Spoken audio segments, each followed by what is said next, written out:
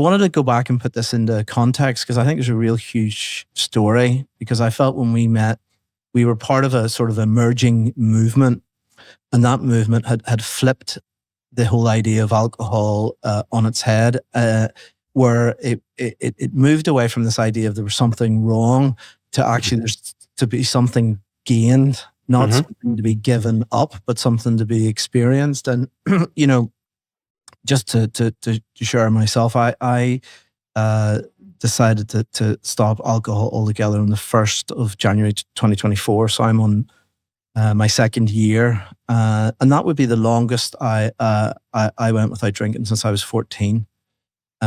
People might have picked up that I'm from Belfast and you're from Dublin, and I think we share a culture where it was just part of the fabric. You know, it was like water, births, deaths, funerals, you know, workplaces. It was such an acceptable thing, but it was also this feeling that this was the norm, right?